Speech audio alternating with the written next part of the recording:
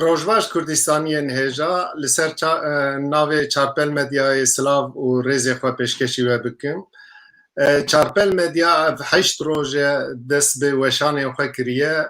Di nav 8 roja de me dît ku Çarpel Medya dengê hemû Kurdistaniyê ye. Îro di bernama me de gelek mîvanên me yê hêja hene. Ev jî nîşana em bibên Çarpel Medya xwedî vizyonekî fere ye û hemû dengê Kurdistaniyê ye. Temaşevanên hêja niha ez ê vegerim aliyê mîvanê xwe û bi rêzê mîvanê xwe bi we bidim naskirin.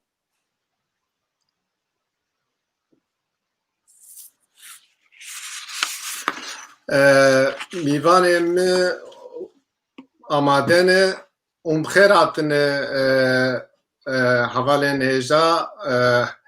Niha divê îro di bernama me de kek Fetah Tîmar jî heba lê bawer dikim mesela karê teknîkî niha problemek derket ew ê jî beşdarî bernama me bibe. Em ê niha dest bi bernama xwe bikin. Ava kek Fetah jî hat. Kek Fetah tu jî bi xêr. Kek Fetah tu bi xêr hatî. Niha mîvanê me hêja ji rêzê ez ê bêjim sernavê PSK Rêzdar Sîdar Bingöl, li ser navê Haqparê Rêzdar Fetah Tîmar. Fetah Tîmar serokê komela piştgiriyên Haqparê li Ewropayê û li aliyê din Rêzdar Nîmet Aydin e. Rêzdar Nîmet Aydin jî cîgirê serokê giştî yê pakê ye. Hûn bi xêr hatin hevalên hêja.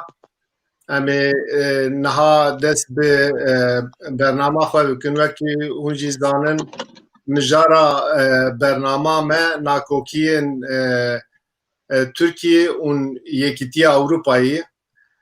Çend roj berê sernavê Fransa daxwaziye kir û Fransa got ku Yekîtiya Ewropa gazî civîne kir.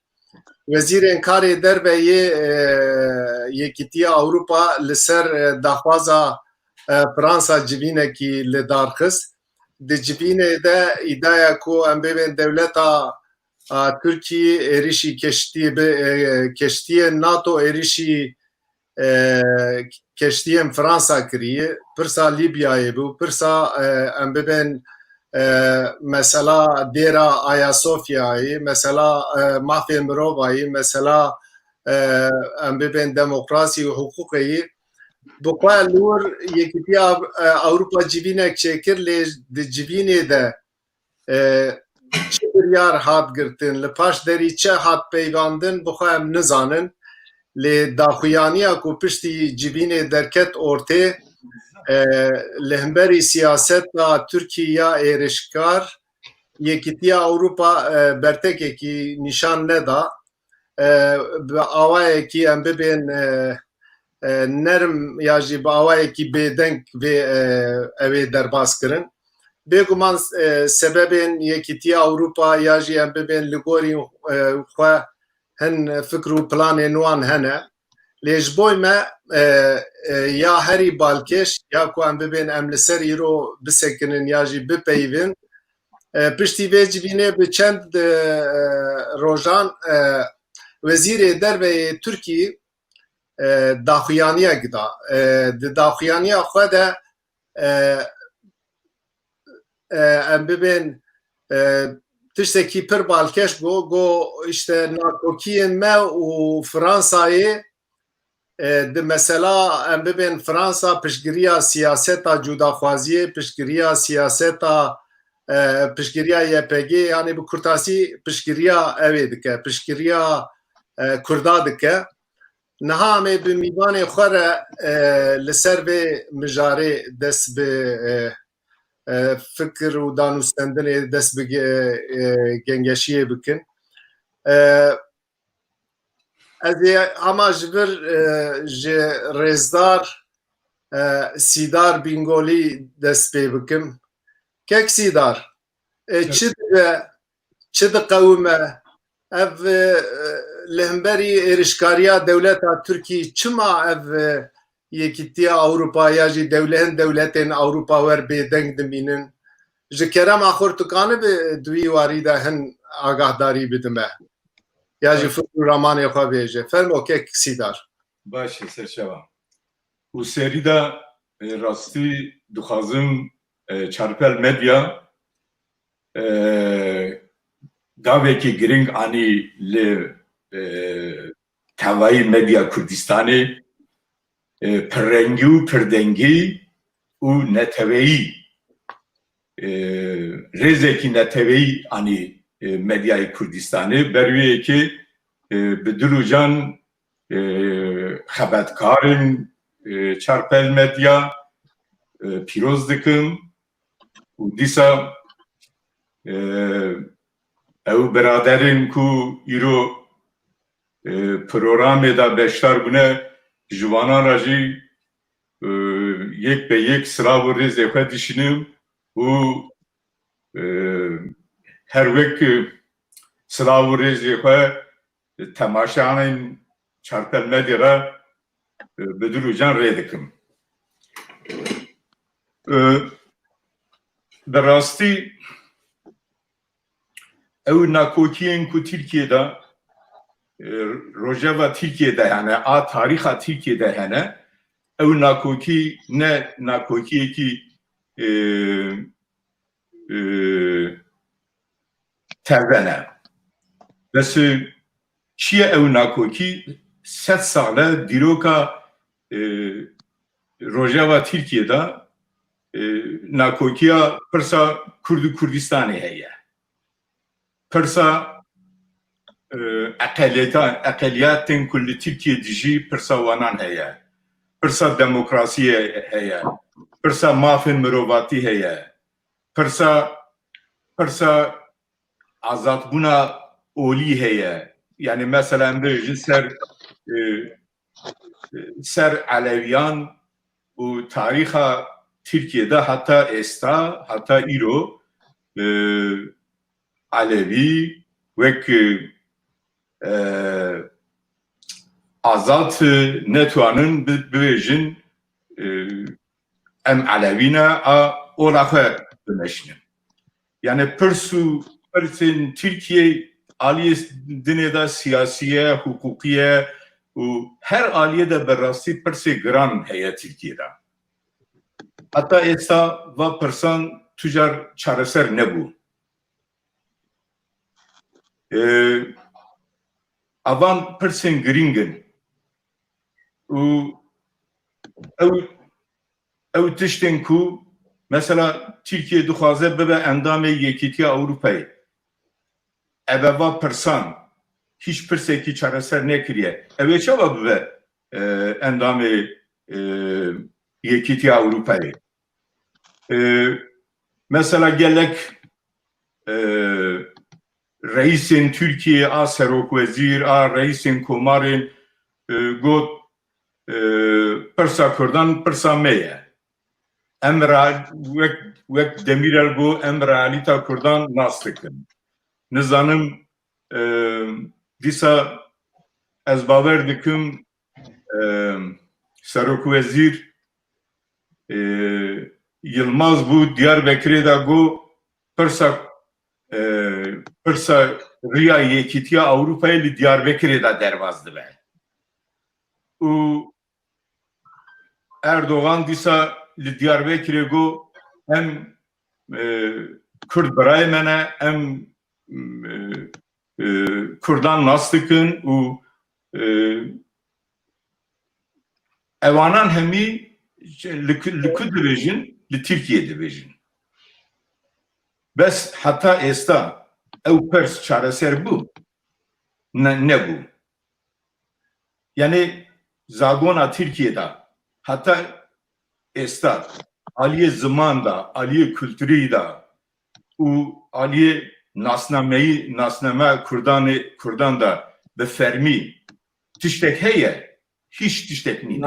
Niha kek Sîdar cenabê te jî li Ewropa dimîne tu jî lûr dijî بله ام زانن ام ببین دولتا ترکی کیجان ریبازی بکارتینه دولتا ترکی دی سیاستکی لهمبری کردا ایرشکاره توجی توندیه دی پاریز دی دولتا ترکی هر گیو دیچه ام ببیج دموکراسیه بدور دکوه دگلک واران ده ام ببین جالی فکری آزاد جالی محفی مروبا گلک تشتان چید بی لی پرسا من او گلو او لهمبری او سیاستا دولتا ترکیه او تولرانسا یکیتیا اورو هن اندامین یکیتیا اوروپا چما اوره یعنی ببین سر پرسه چما ام ببین لهولاندا چما لهمبری ترکیه و هنگک بلد نابه متخصص یا پیر ببین جنابیتا بله از برم سر پرسا که خواه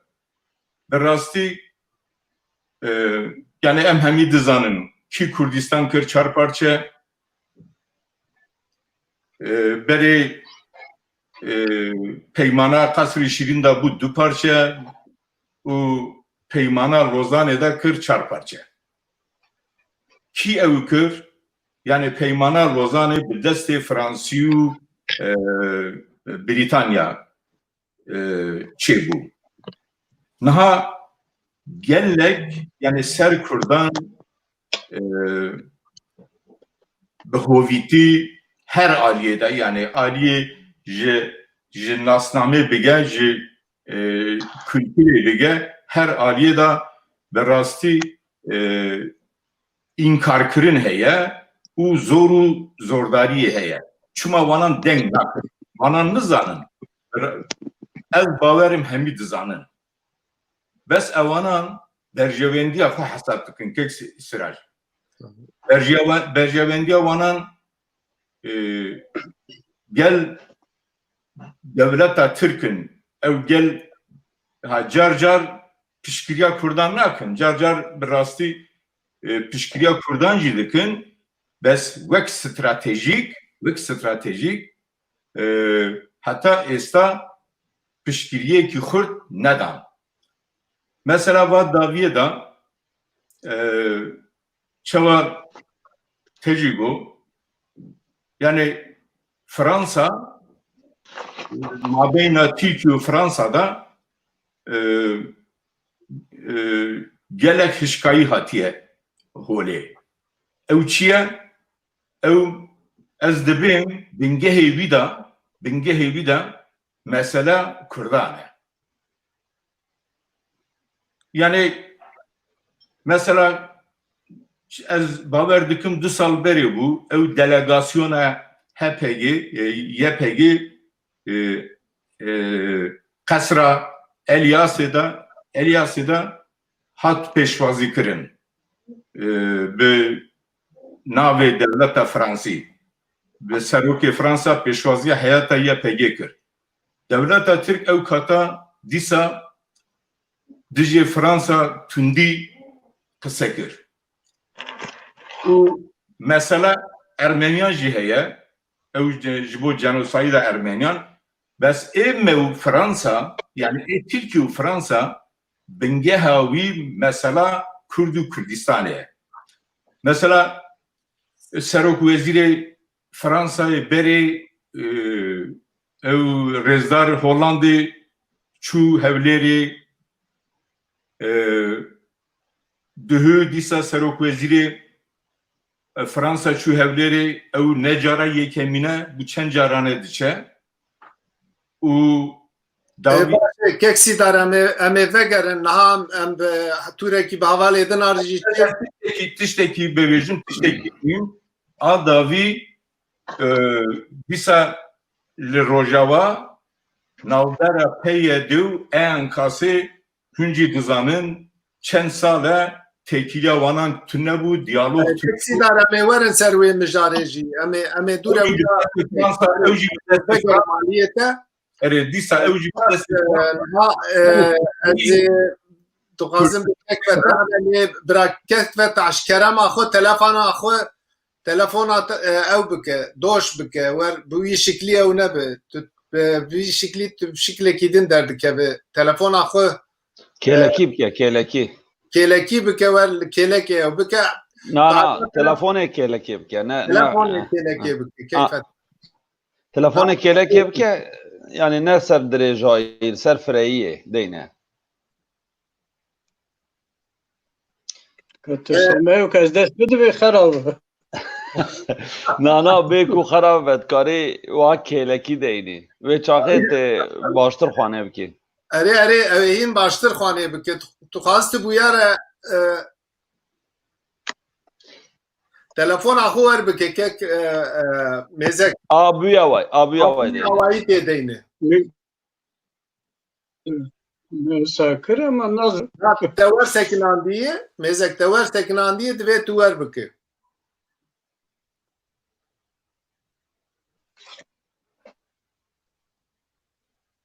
ناس نيزه تشنابه هلا باش ويش ليس اما بكيك ممتاز دس بكم حتى كيك فتح خو سراسك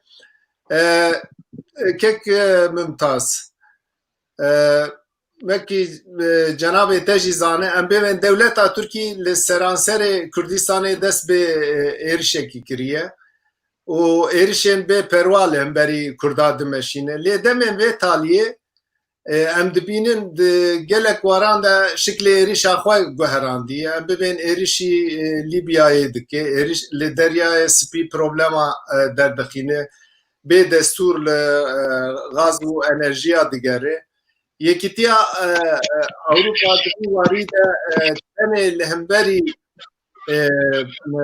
ترکیه ام ببین به هوایی که سیاسته که ام ببین وکی آوه پشو دمشین سبب آوه چیه؟ چه مال هم بری دولت ترکی هلوستک دانین بیواری ده کارب فکر و رامان خواه جمر بیجم کیف خوش بین فرم بکن پاس دما و خوش سلاو کک سیراج سلاو کک سیدار کک فتح سلاو و رز همو تماشوان چارپل مدیا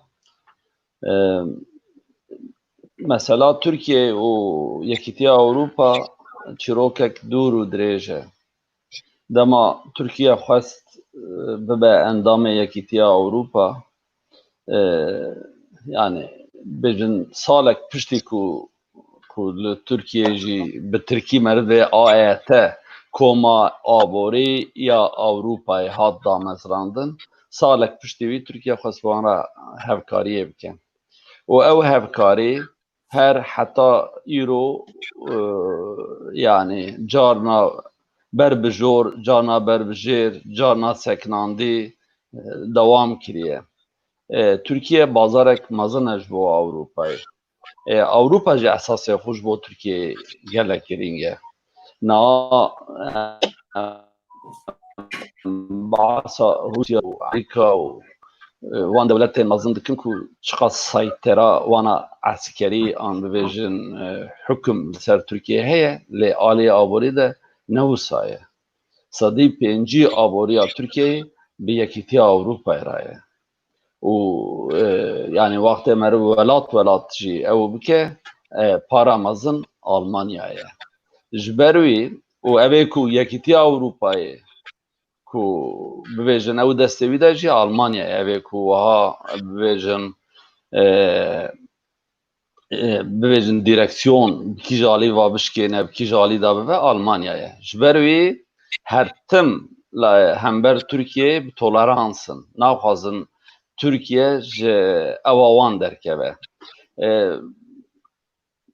bibên destpêkê Tirkiye bi awayek din bû dixwest nêzî Avrupayê bibe ew dem yani ji Atatürk dest pê kir ku ji xwe mecbûr bû yani bi Avrupayê ra ew bibe di şerê yekemîn de têk çûbûn Osmanî belav bûbûn xilafet hat ew kirin bi awayekê tamamen teslîmiyet bû û bi awayekî jî cînarê wan ne İran yani Irak û Sûriye bû cînarê wan Fransa û Ingîlistan bû ji ber wî bibên heta evekê xwestin ew jî bişibin wan yani têkiliyê xwe yani bêjin şeklî bişibin wan lê alî mafê mirova awayê bibêjin hiqûqa navxweyî پر دوری وی یکی بو امورن yani جبر کو واز اوک بینم بر چاوا کو چما ترکیه ایرو جو اوروپا میمه نوها بین ترکیه تایبتی جی پشتی کو پارتیا yani AK Parti hat seri despeke de soze ku da bu و ببیجن belki hatta dereke jî dixwest wê polîtikayê biserxe mesela yekîtiya Ewropaş xwe kirbû armancekê û di wî warî de gelek gavên ew jî avêt lez û bez ew hikûmetên beriya wî yê ku em bi nav bikin bêjin Kemalîst wek wan bi cesaret navêtin lê hat derekê piştî derekê hem aboriya wan piçek xurt bû بوان تێکیلیە کێک بپاس divê merî di noxtayekî de li hev bike niha em bibên berjewendiya wan heye têkiliyek heye lê em bibên gotin û em bibên helwesta Fransayê ne bi tena serê xwe ye dewletên ku şikil didin dunyê di hin wara de biryara xwe dane heger وزیر derveyê Tirkiyê eger dibêje ku em bibên di mesela siyaseta cudaxwaziyê de Fransa piştgiriya siyaseta cudaxwaziyê dike ev tê wateya ku em bibên herçiqas Yekîtiya Ewropa eşkere neke ki di statû dayîna Kurda de ya jî qebûlkirina statûya Kurda de di navbêna Tirkiye û Yekîtiya Ewropayê de cudatiyen pir mezin heye gelo bi gorî dîtina we rewş ber bi kî derê diçe ew ê çawa be fermo kek min tas rast e yani bêjin ew ê pir mezin hene cudayiyên pir mezin hene lê mesela ji xwe ku wextê Tirkiye direksiyona xwe bi aliyek dinê da bi mesela Sûriye û rewşa Kurdistanê piştî Kurdistana Başûr mebesta min hat rojevê û li wê derê Kurd bûn xwedî statûyekê taybetî wê demê Tirkiye direksiyon şikand Tirkiye nêrê ku bi heq û hiqûqa ku Ewropa pê bawer e û dixwaze yani li gor evê xwe li gor nirînên xwe li gor dunya xwe li gor menfaetê xwe pêk bîne Tirkiye pir dûrî wî ye û bi yek carê de ew Ewropa hatin hemberê hevdû mesela Başûr de nêrtin li wê derê statûyek çêdibe viya kare bibe dewletek serbixwe nêrên حدود وان جناره وان نایدی کردستان و ایران و روسیه یعنی آلی اروپای نفکرن و جناره وان هری نظم جی کردستانه و نرین کو اروپا دوان وارا دا yani avaya ki pişkiriyek direkt jini ve indirekt dikin ku Kürt lüve derevin xwedî statûye ki lê aynı wextê de naxwazin têkiliya wan û Tirkiye xerabe be û nizanin ku Kurd li wê derê wê çi qas bi ser kevin jî bi wê tirsê her tim Ewropa bi balans hem Tirkiye nexeydîne û hem jî zextê bîne ser Tirkiye yani wek demê 1940 ya jî bêjin 1910-11 eskera bişînin û şerekî din li dunyayê ew bikin niha nedixwazin û rewşî pir dûrê wî ye ji ber wî dixwazin bi awayê din bi awayên aborî bi awayên siyasî bi awayên ew ê zextê li Tirkiyeyê bikin lê di dema peyamê xwe de wa piçekî naziktir dipeyivin ku Tirkiye nehêşînin ku Tirkiye neçe derek din û tabî di wê de tirsa ew jî ye yani ana bibêjin baweriyek bi wan hebe ku îro Kurd karibin bi xwe bi hêza xwe karibin heta derekê li hember Tirkiye pêdeynin erdê ew bikin bawer dikim yani biçek wê ewa xwe xurtir bikin yani bêjin ew balansa ku ber bi ku ber bi Kurdistanê ve an bibêjin zextê ser Tirkiye ve hinek bêtir ew bikin lê ew jî nizanin ku wê rewş bi temamî bikîje aliyê here û naxwazin xwe temamî jî têxin meselê dixwazin derva da qandî ku karin seyterel serê bikin kontrol bikin bûyê awayî dikin lê Tirkiye jî bêjin li gora xwe hin rêya din digere carna bi Rusyayê ra çav dişkêne carna bi Amerîkayê ra di gelek mesela da Amerîka Ewropa jî wek hevdû navfikirin di mesela Libyayê de helwesta Amerîka û ya Ewropa jî newek hevdiye Tirkiye jî dixwaze meselê hîn firetir bike yani ji bo ku di mesela Kurda da esas derdê Tirkiye Kurdistan e yani bên cînarê wan e yani karibin Başı kek mutas li bir em ê vegerin aliyê te ez ji kek Fetah vegerim aliyê kek Fetah kek Fetah niha dîmena te pir baş e bi wî şeklî xweş e kek Fetah tu bi xêr hatiyê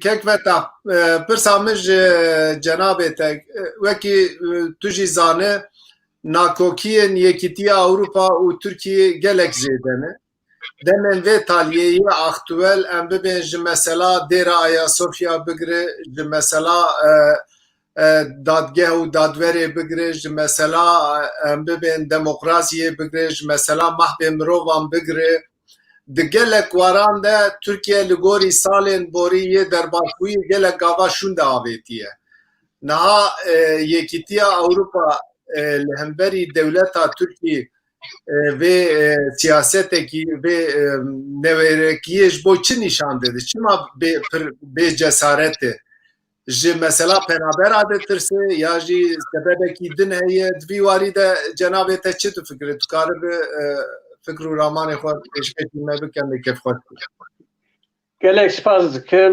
mêvanê ezîz û herîsa temaşevana silav dikim û taybetî jî cenabê we va derfetan ka destxistî ez hêvî dikim berxizmeta gelê Kurda be niha hinek tişt berêzan gotin lebelê destpêka damezrandina Yekîtiya Ewropayê da hê wê demê niqaşa polîtîkayê bû dewleta Tirk bibe endam ya jî neve endam ev ya berdewam kiriye hetanî 1963 da wê demê peymanek jî Ankara'ya hatî imza kirin lê taybetî jî nodu nehanda esas berendametiya dewleta Tirk hatî bû nîqaşkirinê û hatî bû pejrandin lê gotûbêjê ser vê 2005 da dest pê kirin lê hinek kriterê Kopenhagenê hene wan kriterê Kopenhagenê em bêjin warê polîtîkayê da warê aboriyê da û warê em bêjin êdî felsefa xwe nêrîna xwe xwek devletekî nava vê camiyayê da bibîne û derdkulê wan jî derdkulê wan devletan jî wer derdkulê xwe bihesibîne xala sisyan bû lê devleta Tirk van yasayek anegorî daxwaziya devletê Yekîtiya Ewropayê guhartin vana hemû gor daxwaziya Ewropayiyan nehanîn jî aliyê dadê da nehanîn jî aliyê mafê mirovan da nehanîn jî aliyê nêrîna azad da nehanîn jî îro jî hepsxanê Tirkiye tu jî rojnamevanin alêgorî nüfusa devleta Tirk û Çînê piştî Çînê duhemîn e lê belê nüfusek birî pêş çavê xwe devletek herî zêde rojnamevan girsegehan dane devleta Tirk e rêvê da jî yani gav bi gav piştî ku Erdogan êdî lingê xwe hinkî edilan jî roj bi roj van krîteran dûr ket roj bi roj dûr ket lê problemek heye problem em bêjin çak hat gotini merezan gotin çak hat gotini hemû tiştek devleti Avrupa'yı ji Türkiye dixwaze û Türkiye jî gavan navêje. Lê aborî alîkarîkê gelek mezin Almanî jê ra dibêjin gotinik heye Heranführungshilfe. Bu amadekirina bu endametiya Yekîtiya Avrupayê alîkariyê gelek mezin dane. Em bêjin 2013 heftaş hetanî 13 4 binhok 13 milyar. 2014 hetan 2020 4 binhok 45 milyar dan ber hizmeta devletadır. İro kala sanksiyona dikin berpirsiyarê karobarê der Yekîtiya Avrupayê boyna devleti endam û bo ber endaman Josef Borrell heye. Ana gorî nêrîna wî dikavê derê dayê esas nêta Avrupaya jî. Xadine giravî perajê kêm dikin 1605 milyona yê bidinê 105 milyon bu demokratîzekirina devleta Tirk. Ama devleta Tirk demokratîze nebû. Taybetî ji 2005 heta îro gav bi gav şûnda çû. Dîsa jî ev alîkariyana tên dayînê tenê 18 milyon boyna cotkara û gundiya û em bêjin çandiniyê alîkariyê didin. Veya da Fransa hinekî daha tuj serda diçe temamî yani alîkarî nedayîna Yekîtiya Avrupayê dîni rojevê. Lê Borrell tişkî dibêje her çi qas problemê me Türkiye hene ama stratejik Türkiye bo me gelekî muhim dibe em Türkiye destê xwe da bigirin.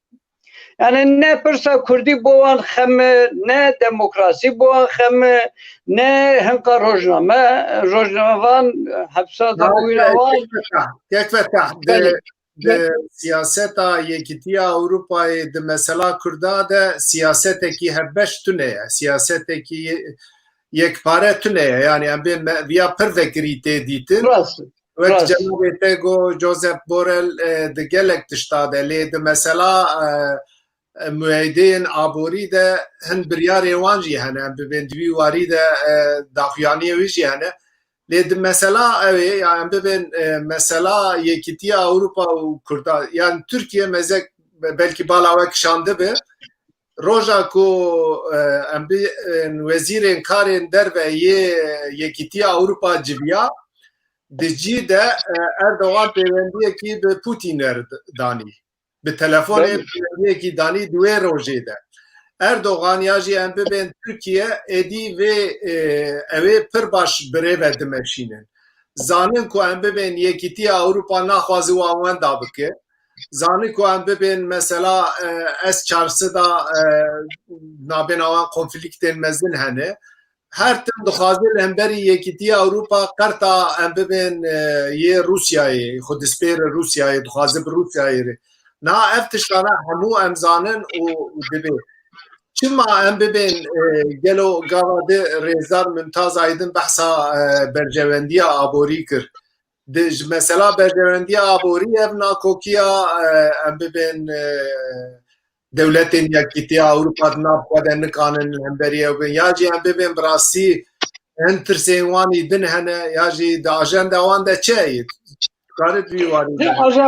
Ajanda Avrupa'ya da seri de hema piştî şerê cîhanê yekemîn taybetî jî piştî şerê cîhanê duemîn da piştî ki Almanya bu Almanya ki dinê ajanda devleti Avrupa'yı da gavadine kek montajı go kek sidacı gotin Cenab-ı Veci secerati serziman ajanda vanda pekanini ki Kurdistan'ı jî nîne yani statüyek vi lazihene devletek heyi diktatör binci teklivanı abori ser her tiştiranı yani vi lazi karta Kurdici rası dici hevdü düşulîne mina çak Cenab-ı Veci got yani tu dünyayı Trump Erdoğan geleki hevalbendi hevradidin distinin aliyedine da tu dünyayı cardine ve daviye de hem bir serpırsa Kurdici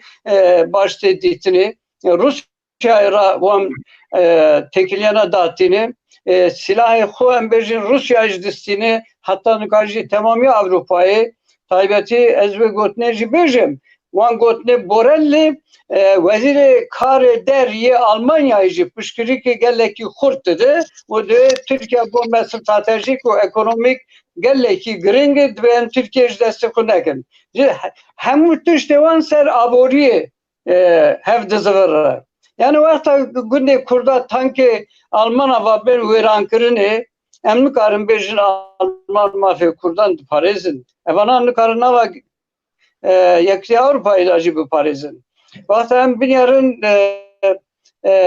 Afrin tanki Alman ve verankirin emlik arın bejin eva devletler dıkarı yakti Avrupa'yı da pişkirik geçibidi ne gelle sedem hene em seriya kurdacı bakınlı tişte gelleki eşkereyi ve daviye da faktör edini yani mina ve buna bu ibadeti ve buna Ayasofya'yı heyi bak numune mina van havildane ku baroy avukatan cehevdu belakın mina mafe karkerajı destendin vatak tekaut dibin perek dikevi destevan hemu van faktörana da yakti Avrupa'yı temaşa dike ku devlet atır ane gori kriteri yakti Avrupa'yı başladı çıkı peştana açı hemu van faktörana akbidi serhev le tişki geleki başku evi kartak embeci navera van hezanda Villazi devleta Türk geleki baş citini tevi İran'ı. Emi kek petah. Emi vern ez anka duxazim derbasi Ali Rezdar Sidar Bingoli bin beri ku ez pirsa xoj Rezdar Sidar Bingoli bikim destpêkê de min da agahdariye de kemasiye kişt îro diviya bû mîvanê me Abid Gürses jî li vir ba rojnamevan Abid Gürses lê ji bela sedema karê xwe wî taybetî nişka ve karê wî derket û nikanî bû beşdarî bername me bibe migwaz vê agahdariyê jî bidim we ez vegerim aliyê kek Sidar Türkiye siyaseta xwe ya hundirîn di tengasiyekî mezin de ye yani em bibên koalisyona em bibên AKP û MHP di noktakî de xetimîne dixwazin li ser hukm bimînin lê vê ser hukm bûyîna wan de êdî tu rê û rêbaz û qaîde jî nas nakin ji alîkê êrişî Lîbyayê dikin ji alîkê êrişî Qibrîsê dikin ji alîkê em bibên nakokiyê wan û Lubnanê heye yê Misrê heye gelek waran de em bibên Türkiye yani em bibên wekî rota xwe guhertî lê anka ev demên vê taliyê tiştekî pir balkêş derket Türkiye rêbaza şerê xwe jî guheran yani em bibên bi biryara Ayasofya Türkiye dest bi şerê olî wek şerê kulturî kir yani ew xweşbîniya ku li Ewropa xweşbîniya ku em bibên navbêna ol û gelan de hene Türkiye êdî ji bo li ser hukm bimîne berê xwe dayî vê ewî di vî warî de hûn çi difikirin hûn karibin me agahdar bikin em ê kêfxweş bin Baş e. Niha serî da min ew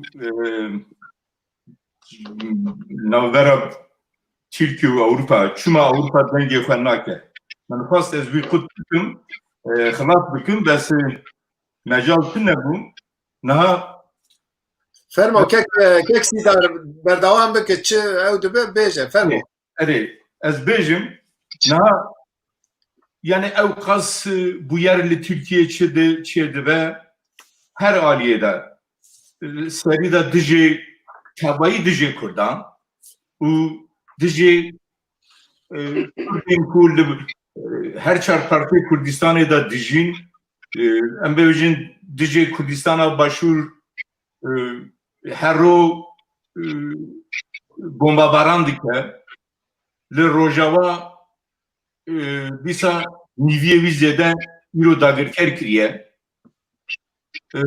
Subê rojalatê de tiştek hebe sedî da sed eriştîne ser wanan jî. Va salên daviyê da medîd.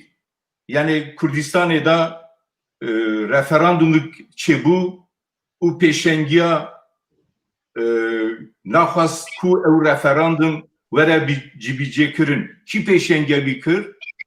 Erdoğan kir. Tirkiye kir. Keksiraj 27 sal wezîrê fermandarê giştiyê İran û Tirkiye nehatin bahev wexta referandumê da yek hefte Tehranê civiyan, yek hefte Enqerê civiyan em çawa behevra wî referandumê ji holê radikin.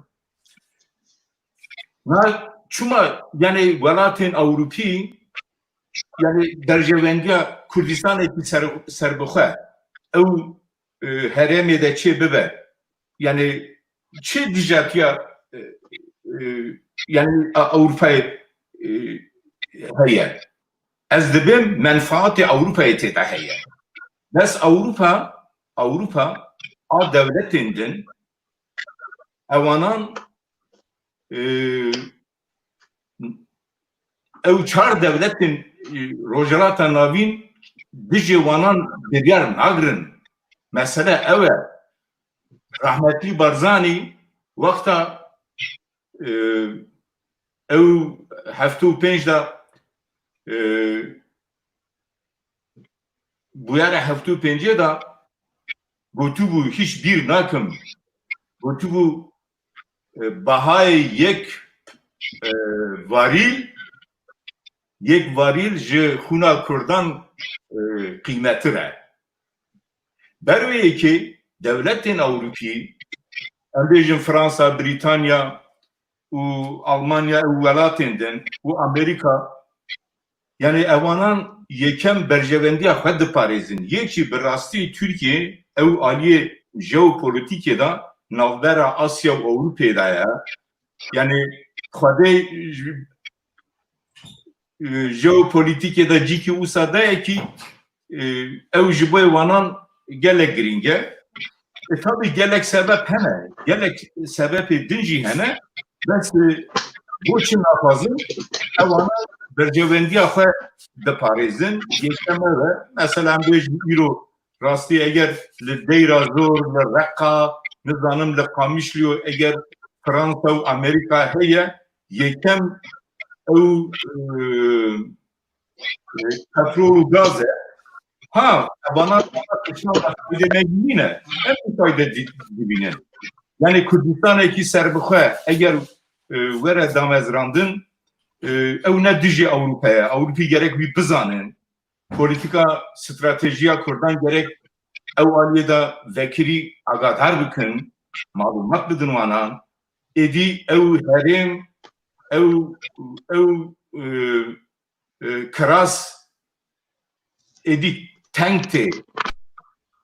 Ew pêwîst e ew herêmê da Kurd bibe xwediyê desthilat, xwediyê devletekî serbixwe. Niha eger were ser mesela Ayasofya û bizanim çi ew aliyê da birêdaran jî got bi rastî min serî da got min got nako kiyên Tirkiye da yani pirsa Kurdan e, pirsa ekonomiye, pirsa siyasiye, pirsa eqedetiyan e û yekî pirsa olî ye. û Ayasofya ji bo tolerans yani müzekî girîngen nav dunyê da bes ewanan çi kir? Ewanan hema yekser kir mizgev. Niha boçê kir mizgev ez dibim îtifaka MHP û AKP îtaat terakîcî ye. Ew polîtika îtaat terakî dimeşînin. Naxwazin bê wekî netebe bê Tirk kes xudiye tiştek nebin.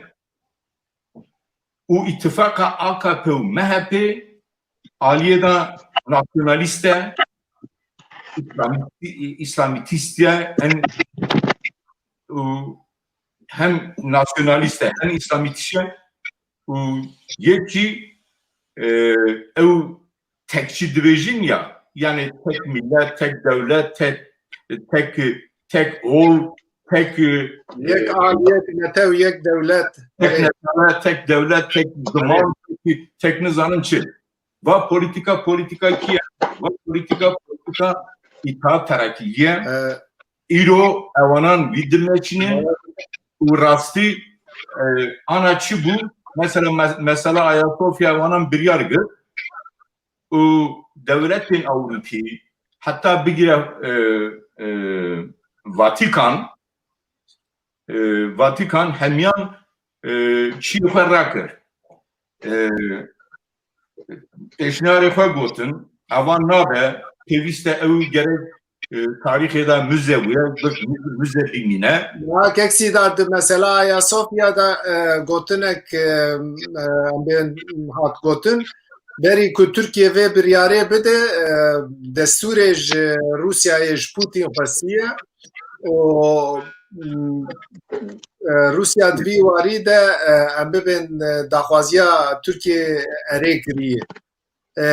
Viya em bibin bi şeklekî em bibin wexta ji daxuyaniya wan jî tê diyar dibe Rusya got ev mesela Türkiye'ye navxweyî ye. Yeri. Em bibin eger ev mesela wanî navxweyî ye lê ortodoksên ew jî em bibin gelek divî warî de millet nerehetiya xwe nîşan didin.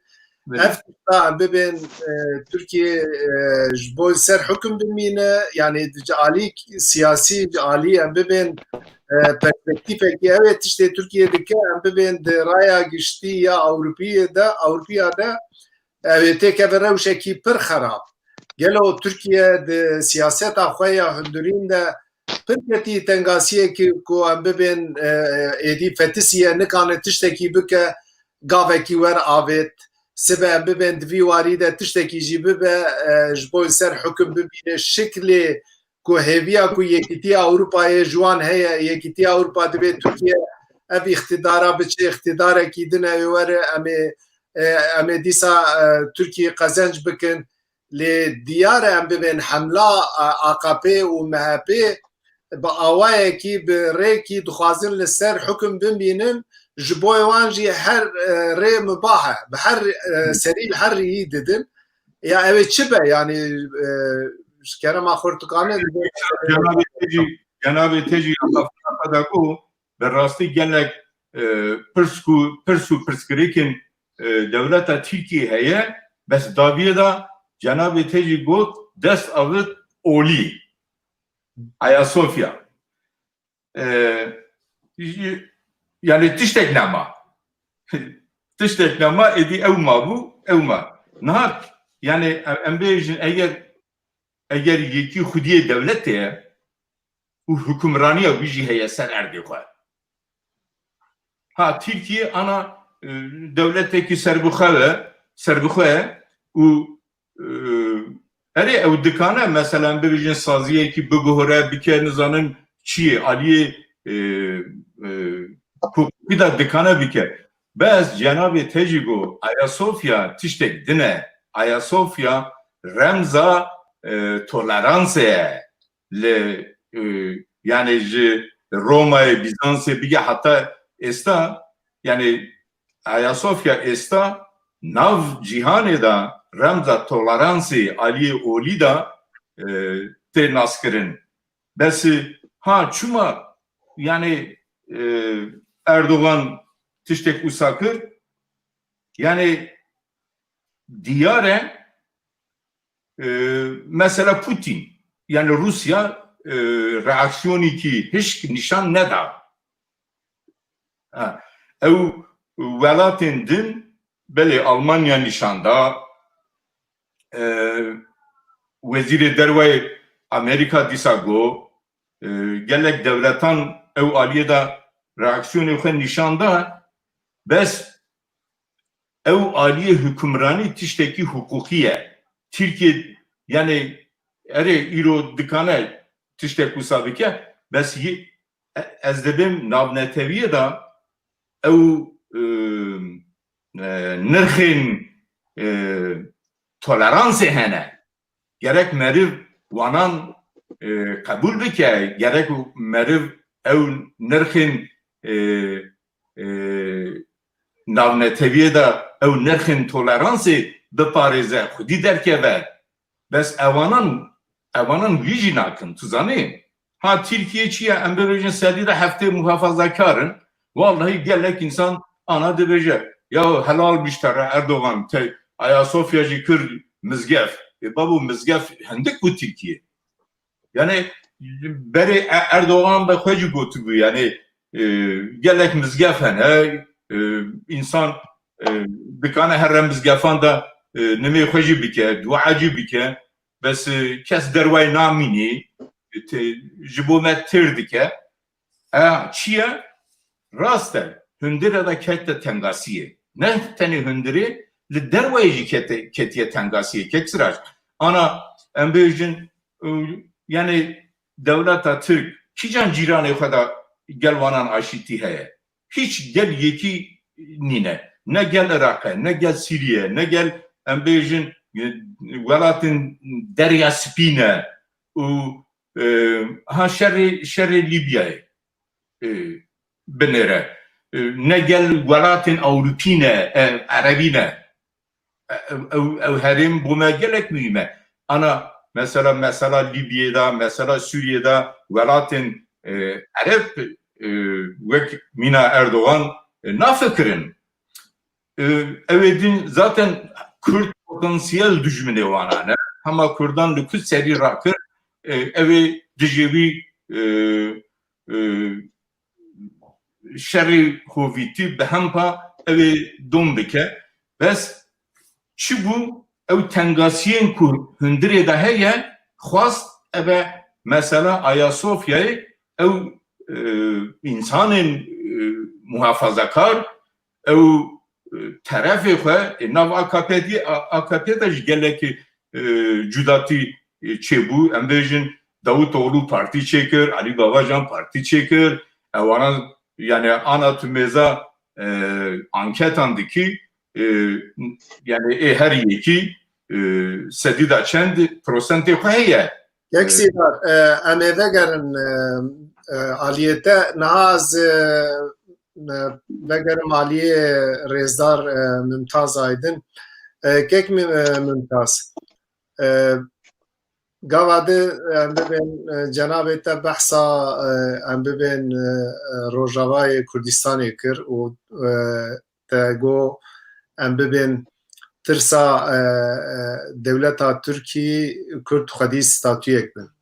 Gelo em bibên daxuyaniya vê taliyê yê Wezîrê Derveyê Tirkiyê Fransa piştgiriya siyaseta cudaxwaziyê dike û em hemû zanin ku em bibên di mesela lehevhatina NKSê û PNK rola Amerîka û Fransayê jî di vî warî de hebe. Tu divê ew ê rewş ber bi kîjan alî bike? Divê noxteyê de divê em bibên ev nakokî û dijîtiya dewleta Tirkiye û Fransayê de ku diyar dibe em bibên di hilbijartinên pêş me de ew dijîtiya ku Amerîka pişta xwe dispêre em bibên Trump piştî çûyîna Trump siyaset û stratejiya Amerîkayê jî ew wergot. Tu divê di vî warî de Kurd rêkî çawa hilbijêrin em bibên ew ê rewş ber bi kîjan alî biçe ji kerema xwe tu karibe fikrê xwe bêje. Bersivavya gelek basite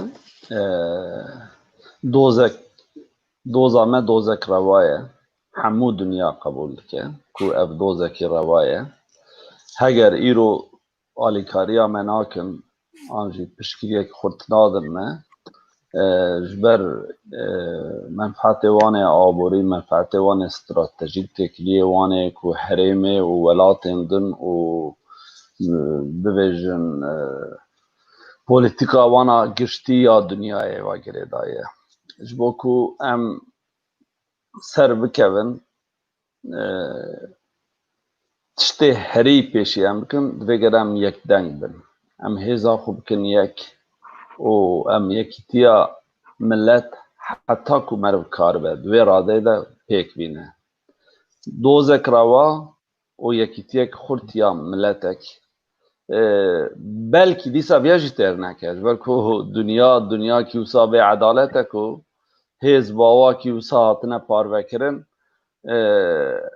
divê ew zirdewletên mezin jî rengek bi renga menfaeta xwe di meriv da bibînin an jî bibêjin pêşeroja xwe bifikirin an bêjin dijatiya wan welatên ku Kurdistanê dagirtine ku were radeyekê divê hemû tişt hevdû bigirin. Lê tiştê ku herî basît ku em bikin em yekdengiya xwe pêk bînin tiştê ku em karin bikin. Lê tiştê di nêkayî em nikarin zêde ew bin tesîra meriv serê hebe. Lê tiştê ku em karin bikin di wir da jî em qelsiyê dikin. Problema me ev e. Em vêya pêk nayînin. Yani ji bo Kurd serkevin li Rojava dibe, an li Başûr dibe, an li ciyekî din dibe. Divê em amade bin. Kare şert ne amade bin. Lê dema şert hat eger ebden amade bin, ew şert kare 100 sal şûn da were. Ku wisa jî bû eger di dema şerê yekê yê dunyayê û piştî wî waxtê herêm hat parvekirin, perçe kirin, berê levdû kiribûn, dora îda piçekî jî modîfe kirin, yani piçekî li gor rewşa wê demê pê ew kirin, li wir da kurttir nebûn. Yani bibêjin peymana Sewrê hebû, li wir da belkî şans hebû, Kurdên ku herî şiyar, herî ew li wê çaxê çiş destê wan hatin xwe li wir dadan, lê hêza wan têr nedikir. Îca ji ber wî Rojava heger li wê derê ewek netewî hebe yani bi hemû hêza divê gere beriya her tiştê. Beriya îdeolojiya wan, beriya rêxistina wan ku ev şanseke îro hatiye nêzî me ji bo ku em serkevin. Belkî têr jî neke. Lê ji bo em serkevin divê gere em yekdengî, yekrêziya xwe pêk bînin. Ew meselê vê meselê wîya waye. Ew wê çaxê min nikaribû yani te gotin ser bibirî min ewa xwe ew nekir, tamam nekir. Yani yani bêjin piştî Tirkiye hat damezrandin ji şerê yekê derketibû. Ev ê ku Tirkiye perçe kirin Fransa û İngîlistan e. û Rusya wê çaxê bi derdê xwe ketibû. Almanya têk çûbû û Almanya Tirkiye müttefîk bûn. Carna hin tiştên tarîxî her tim di wê mejiyê Kuriyê mileta da dimîne.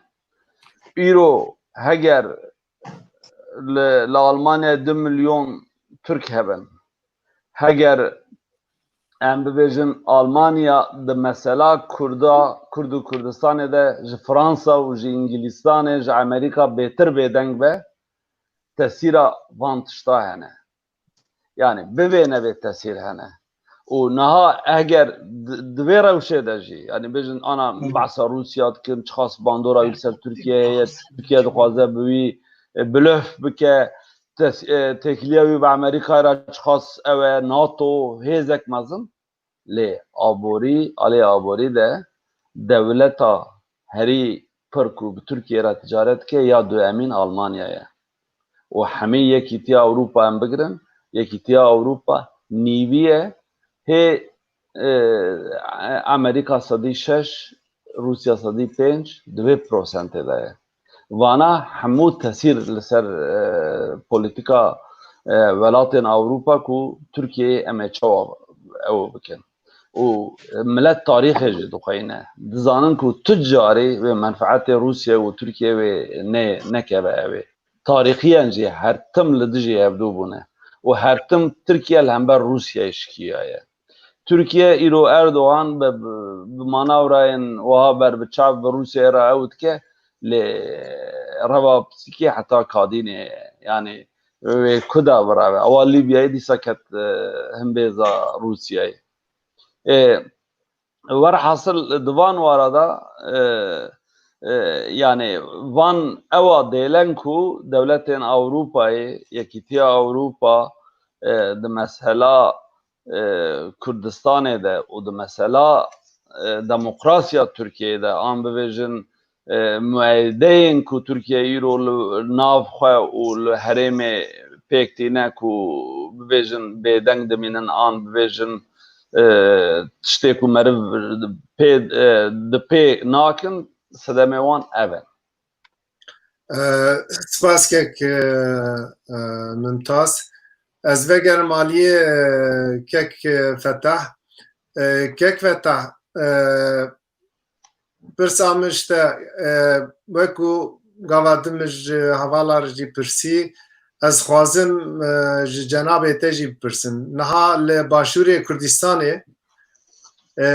مدل کردا دولت کی کردای فدرال هیه لروجاوای کردستان کرد بر به ستاتویک دکن اگر غلطیه کی پر مزن نچن مدل کی وکی باشور کردستان لورجی آواد به و دیار به ام ببین اگر فرانسا و انگلیستان ده مثلا پرچبوینا کردستان ده بریار دابن جوان هزان یک آنکا پشکریا کردا دکه و دیار ام ببین او غلطیین دیروکی بشکلکی دوی جهولی رابه دوی ده جناب تا چه فکره دوی کرد سیاسته کی چاوا بمشینن کو ام ببین بهتر اوروپیا را هین سمپاتی ورن بهتر هین باندوراوان لسر سیاست اوروپیا و ریکی چاوا هل بجیرن کو ام ببین اف پشگیریا دولتین اوروپایی بگرن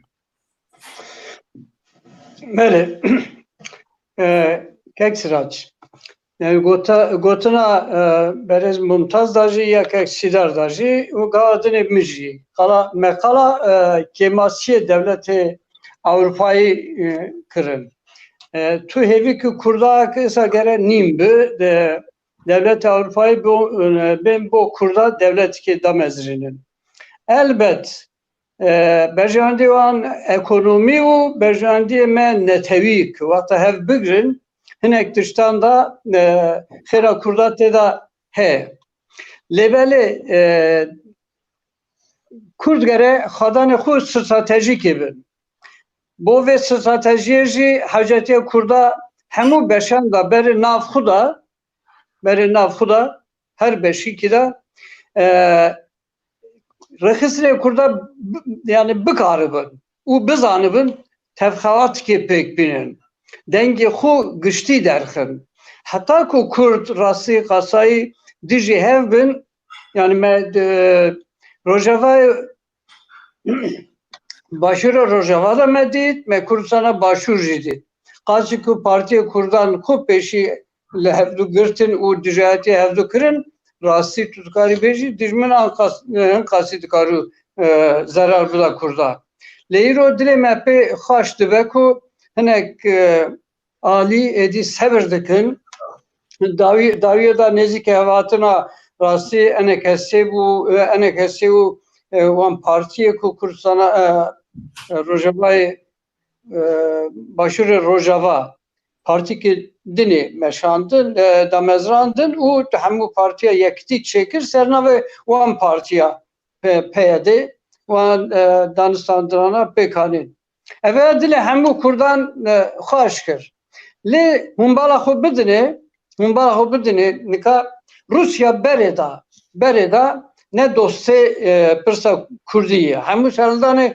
kurdan da evhati ditine u pişti ve nezike hevatına parti Kurdistani daji embala xu didine Rusya jinava PYD hene kesa hal dedi u Beşer Esed ra tekiliye datini ku boyuna Kürt disa kafesa Esed da biminin u disa ne ben xadanı xu satüye ki em aliyedine da dibinin ku İrancı navavan havldan adayı u devleta Türkçi Rusya ra ve derete da tekiliye demeşini boyuna peşiyle bir girtini politika ki Rusya'yı dici Amerika'yı de zanin. Hem zanin Rusya'yı kupaşta nekşanda Türkiye'nin nikargo ve mezalima ve katliama Afrin'i pek bahane. Hem zanin Amerika'yı kupaşta nekşanda Türkiye'nin nikargo serikaniye grespi kobani ev zulma bıkra. Hem vana gışkak meri dedeceğim hep. Tişte dibe Kürt bıkın. Dibe Kürt kadanı ku stratejik evi. Stratejik van hebi. Ye tekiliye ku devlete Avrupa'yı ra. Hemi van devlete kadanı ku embejin revşa ku aboriyu gotuna ku nava dünyaya da dibe hemu yan ra bıkaribin Kürt bidin bistinin. Kürt geren nebin dostu yeki u nebin düşmeni yedini. Kürt gere politika kısa bimeşinin ku yani ser esası pırsa netevi Kurdan binin neziki hev Kurdan binin servis stratejiye ku ve her usta tekiliye ku hemu van aktörler racı bimeşinin. Yani Rusya'yı jiji bir nekin Amerika'yı jiji bir nekin kezde de ta ev havalı. Yani politika cara ne rasiye. Yani her demi Türk rasiye beji ev nayümenlik. Cara Barakub Erdoğan nerede? Çıkası marjinal. Dikarı İroş hatta suye hevale ku bu göreci. Tişkidineci bükü. Kurci dibehini politikayı bibin. Cara tiştek mümkün bir dibe Kürt bükün. Edi tiştek daxwaziya rastaqîn cara war reça rastaqîn cara peşiyata dixitmîne. Ji ber wê jî Kurd gere bu xadanê xwe stratejîk e û navxuda yekitiyê xwe hemû beşan da pêk bînin em zanin Kurda başûr çiqasî zerar da pirsa Kurdî. Piştî referandumê tiştek bûn rastî tiştê kirinê bûn. Destê Kurda ve bu. Deverê em bêjin deveri vekatandi deste Kurda ve cardine teslimi Irak'e bu. Veya ji derse hükümeta haremi lavaz kır hember hükümeta merkezi. Dibe bana ben gotine zaten Kurd hatta Kurji şaşiti xuva rubru nebin u nebejin nikarın rastiyeci bibinin. Dibe emrahne bükün li rahne ereni bu ku kesedin eci bir ser bir fikir. Rasti gelo dibekumuş şaştikir. Hemen tışt Kürdistan'a embejin perçe bindesi Suriye'de na embejin Huseriye demokratik hinek tışt deskısını kesedin eci yemina encümana niştimanici edi deste xud direjdiki le devleta Türk nava encümana niştimani da hinek kesa dize aliye xu deste wan va ijad xazı koalisyonu ra tekiliye dayne wan kesana ve bersiyari Kurda bibe civini koalisyonu bu safikrina pirsa Kurdi ejber verji Kurd geren nafhuda vana zelal bikin dutayı nedir nestinin vaktak sernavi encümana niştimani bir yer tengistine göre hemu endami nava encümana niştimani danın ve vagireday bibinin ez naxazım navbejim lebeli em dibinin ku heneyşi deste devleta Türk'ta her disa beşer esatra tekiliya datine ya rasti her girin ya her girinci pirsa netevi da. Ez namejim care de hema bira hemu parti bibin yek u parti ki mezil çekin. Na. Kurd geren neziki hev bisekirin. Cem hev bikarin bisekirin. Hinek tişta hev ra bikarin bejin. U hinek tiştek gişti hene. Vek zamanı Kurdi. Vek statü bu Kurda. Vek mesela federasyonu van da xaziyana da xazi hemu parti Kurdanı ne hemû em bêjin partiyek em dizanin Azadiya Kurdistanê jî naxwaze pirsa kesên neteyî wek kevneperest yan jî jê re çi dibêjin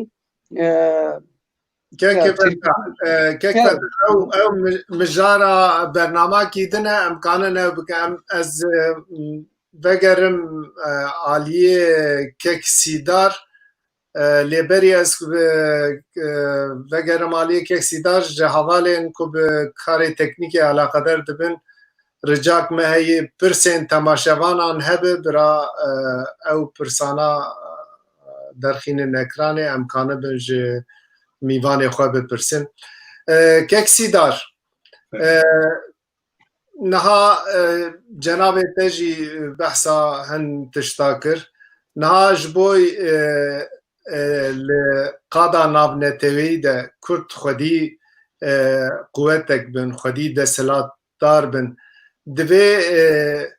دوی کرد جبوی او استراتیجی کی چوا هل بجیرن جالی دیپلماسیه جالی دانوستندنا جالی ناف خدا مثلا یک ریزیه ده دوی کرد ری کی چوا هل بجیرن کو ام ببین لهمبری دولتین داگرکر برتکه کی نشان بدن نه کرد دوی مرب اشکره بیجه درایا ناف نتوی ده لمبری کرده سمپاتیه کی مزنه و اگر حاطبه و آسته کو ام ببین ترکیه اشکره دی بیجه کو نابینا me و فرانسایه ده اف mesela جداخوازیه و پشگریه و سیاستی و ده می ام ببین ایدی کنفلیک نابینا وان ده نه الهف کرنیش بلاوی ترکیه به هر آوایی ارشی در و دوراد که دوی خوازه ده انجام ده به او دولت خودی هست امزانن ام ببین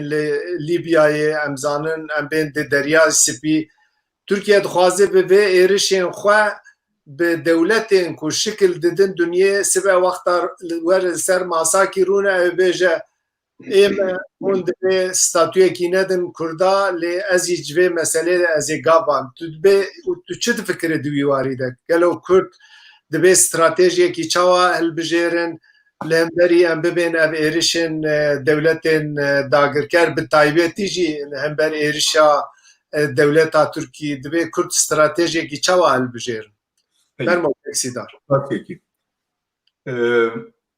Her du برادران که فتا و که ممتاز علی یکتیه ده هندک قال خو آنی زمان راستی نخوازم وانان دوباره بکن سپاس جبو گوتنا وانان بس تشتک که سراج ام تاریخ دا وک کردستانیان me yekîtiya xwe ev destê xwe çê nekiriye heta êsta.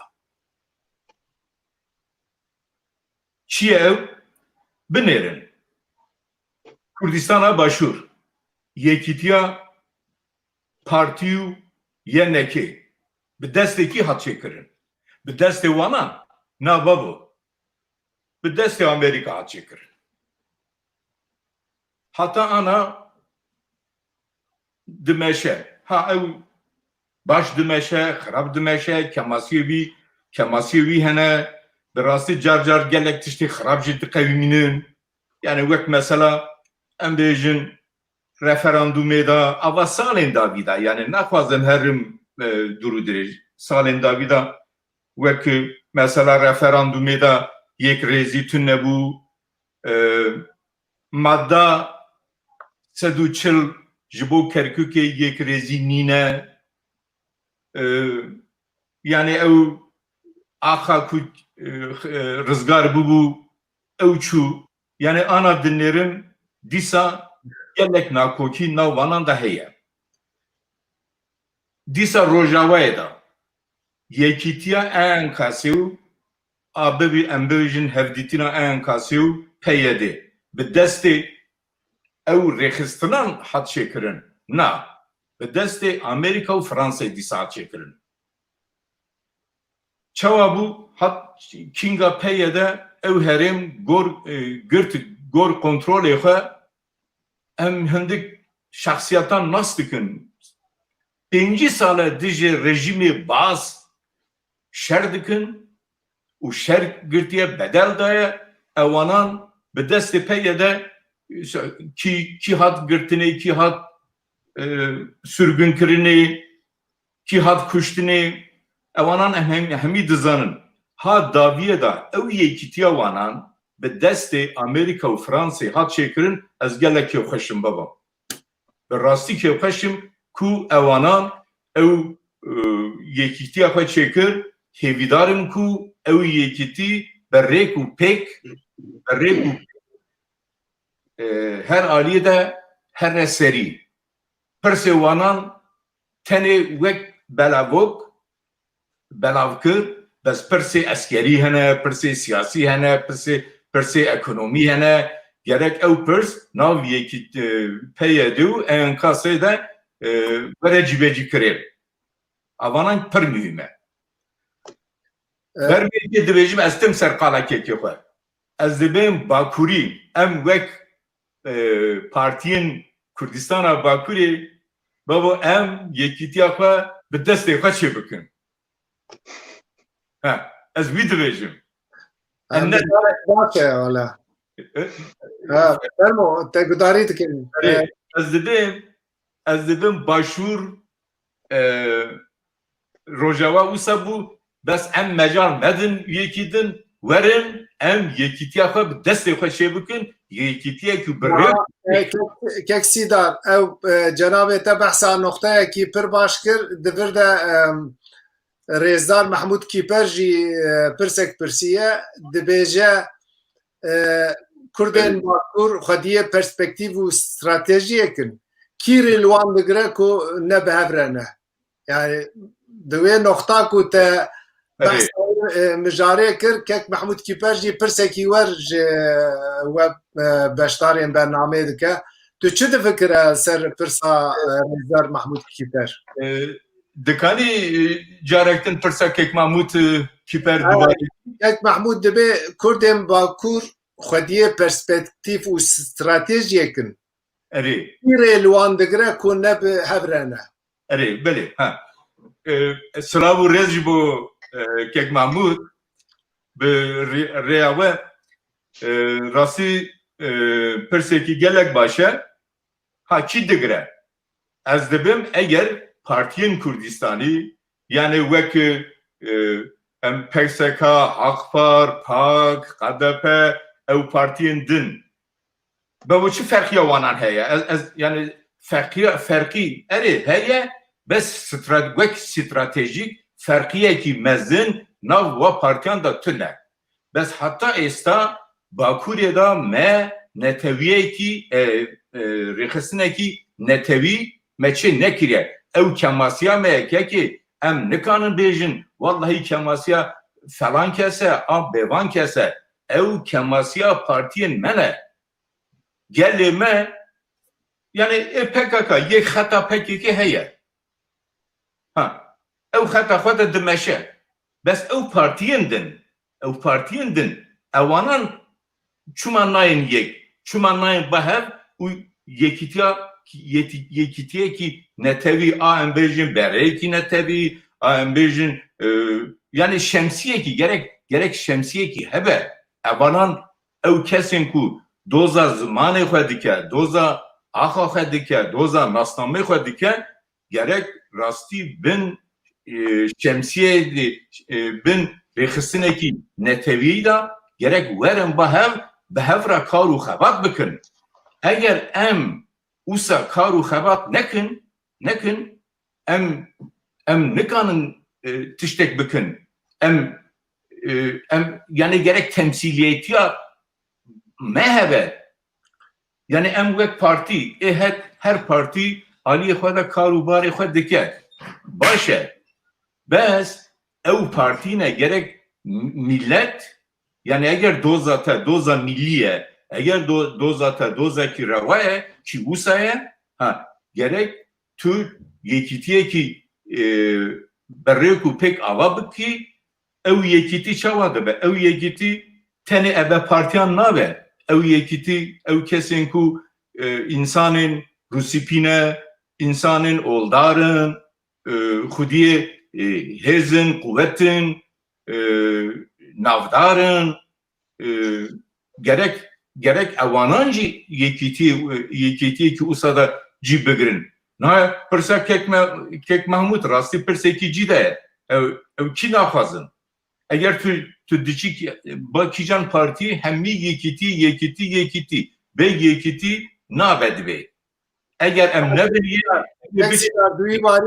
دوی واری de pirsên diniyê temaşevana heye ez vegerim aliyê Kek Fetah û Kek ez bersiva ew çiye te bidim kekê qada navnetevî da rast e qada navnetevî da prestîjê Kurdan krediyê Kurdan gelek mezine bes Kürt xwedî dernakeve. Ez ê wî bêjim. Çi ye ew? Bi rastî va salên davî da dijî ew Daişê hoviyan yani şerrekî mezin Kurdan da bedelekî mezin da ha başûr ha rojava û krediyê Kurdan ji qada navnetevî da gelek mezin bû. Bes em me ew kar anî na. Boçin diplomasî da gelek kemasiya me heye Kek Sirac. Yani her partî aliyê xwe da gor kanalê xwe diplomasî dikin. Bes diplomasiyê me da diplomasiyê netewî nîne. Wek stratejik diplomasiyekî hevbeş nav partiyên me da nîne. Pêwîst e li Ewropayê, li Amerîkayê gerek diplomasiyekî hevbeş hebe ew diplomasiyê hevbeş ew karan bimeşîne. Ew diplomasiyê hevbeş de gelek zanayê me hene, gelek akademisyenê me hene, gelek zimanzanayê me hene. Pêwîst e ewanan ew diplomasiyê de merî derfet bide wanan. Ewanan ew aliyê da bixebitin. Bi rastî ez dibêjim eger va salên daviyê da dijî ava Daişê hov eger ew mesele çi nebûna krediyê Kurdan, prestîjê Kurdan ew qas zêde nebû. Ana yani hemî dibêjin Kurdan dijî yani ji bo mirovatiya cîhanên şer kir bedel da hemî wisa dibêjin bes eger were ser mafê Kurdan bi rastî tiştê gelek tiştê kemasî hene û yani ez bawer dikim eger diplomasiyekî em ê werin Kek Sîdar ez vegerim Kek Fetah te pirsa Rêzdar Mehmûd Kîper gudarî kir. Na em behsa yekîtiya Ewropa dikin îjar yekîtiya Kurda derket ortê. Mijarekî vedike di bi wesîlakî divê ew de ji bo pirsa Rêzdar Mehmûd Kîper û çi dibêjin? Bele, spas bo pirsê. Pirsçî dayê lê axaftina xwe laskî berî vê da jî bigo yani em hemû tiştî ji devletê Ewropayî an jî wan hêzê ku dixwazin dinyayê dîzaynekirtinê bidinê û dîsa rê bibin ji wan hêvî dikin lê belê tiştekî em xwe bikin hene. Eva jî Kek Sîdar jî got eva jî rastî dengekî tekûz, dengekî xurt va dibe. Yani her partî xwe serî xwe çawa hatbûtinê hinek tişta dike lê belê wexta stratejîk û Kurda hebiya, wexta yekîtî nebe bile tevxewatek bihata pêkanîn. û ne tenê dîsa partî gelek kesek em bêjin tecrübe wan polîtikayê hene, polîtika dünyayê hene. Nava Kurda da hemû kes necem partiyan pir mixabin. Vana jî navda cî bigirin û stratejîk bê tespîtkirinê. Hemû partî wexta têkiliya xwe serî xwe jî dayinin dîsa wan da xaziyan va, wan materyalê kem bêjin hatin amadekirinê wê ve. Destê gelek partiye da defterekî piçûk tun li ser polîtika wan. Hevdîtinê tu bê materyal bikî, bê delîl bikî çira dibin. Yani xencî dilxweşkirinê tişt ra nabe. Yadine jî yani bo yekîtiya rewşa Partiya Kurdistan'a Bakur û vî lazî ez didim pêş çavê xwe 1870 hetanî 1880 dema mîreka û polîtika Osmanlî û piştgiriya Fransız, İngiliz û Rusa bira herkes bide pêş çavê xwe. Nava hemû van hêzana da polîtika meşandin bo Kurda gelekî zehmet wexta yekîtiya xwe pêk neylin. Wexta yekdengî neaxivin hêzikê deva bilîze, hêzikê miva bilîze, hêzikê yêhanê va bilîze rê wê da dawiyê da jî qet tiştek jî destê meriya da namîne. Ez çareseriyê rastî berê vê rewşê ve ez nabêjim bira partî hemen bibin partîkê derkevin. Na. İsa na. Berê hela bira cîkî rûnin hela bêjin kîjan problemê me hene. Em ji bo Kurda çi dixwazin Tirkiyê da? Ancî Kurd kî derê yani çiqa Kurd pey me hene û çima necem me hene? Ciwanê îro çi dixwazin? Jina îro çi dixwaze? Yani gelek tişta da ne analîzê me hene, ne civakî tiştê şopandinê û lêkolînkirinê, ne em bêjin polîtikayê devletê dinê tên şopandin û şîrovekirinê bo Kurda van temasyana hemû partiya da hene rê bariyê me. Van partiyana dikarin komisyoneke sa pêk bînin û beşê cuda da karubara bimeşînin. Nema demê da dibe ku îja hinek partî bêjin valla ya êdî hecetiya me gelek partiya nîne falan partiya heyî em nav da cî bigirin û kar bimeşînin. Yan jî ez Kurd bûm hûn werin nava partiya min. Dibe ku formînê dinê derkevin. Ez naxwazim partiya van nika pêşiye lê bigirim.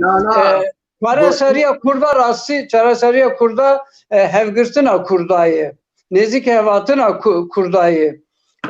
û hinek tiştê bo dema nêzik. Ez van şeş meha da çi dixwazim? Salîkê da çi dixwazim? Ya bo statûk Kurda gelo kîjan gav bên havitinê baştir dibe.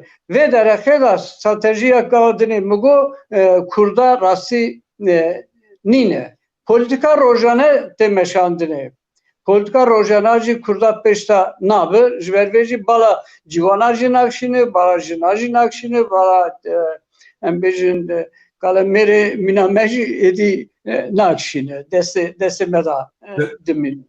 Ji ber vê jî mesaja me bo Partiyê Bakur kek da jî anî ser ziman rastî riya mêjûr, riya aqil yani yeke. Yani çareserî rastî nêzîkê hevatin tevayî karkirin. Kek fetah cenabê te behsa gelek xalên girîn kir. Niha divê merî tên wara de derî jev û dur derî negirîte derî vekiriye. Niha em gilî û gazinca dikin dibên neyarên Kurda yekîtiyê dikin, neyarê Kurda her warî de tifaka wan dibiyek lê em nikanin di temsîlekî em bibên problemê xwe di raya navnetewî ya Ewropiyan de bi yek dengî temsîlek bikin yekîtiyek me tune gava di cenabê te behsa tiştak. Lê divê merî gavên em bibên maqûl gavên biçûk dest bi hin tiştan bike. Na ez vegerim ser rêzdar Nîmet Mümtaz Aydin. Kek Mümtaz ji yekîtiya Ewropa em hatin yekîtiya Kurda pirsa kek Mehmûd Rojevê îşgal kir. Tu çi difekirî di vî warî de? Valla ez min her du hevalê xwe godarî kir. Ez sedî sed bi wan rame. Ez pêşniyariyekî min heye bira ew her du heval înisiyatîv bigirin. برا همو اندامن پاکه و پسکه و حق پاره بینن با هفدو تبی سروقاتیه وان يعني ام تور با هفدو به او تاني دو شرط یک دموکراسی دو شفافی شخو ام تف کردستانی نویا به مناقشه دور دا شکا من لهمبرتو حوالیتنه شفافی دموکراسی برا اوه کو خوب باوره کو وی کاری بمشینه و وی یکیتیه پیک بینه برا یکو یکو رابن بپیبن ام جی دنگی خوب دنوان به دموکراسیه برا او ببن سرکردایتی آمه و املوه داره دوه سالونه دا بی یک پارتی در کبن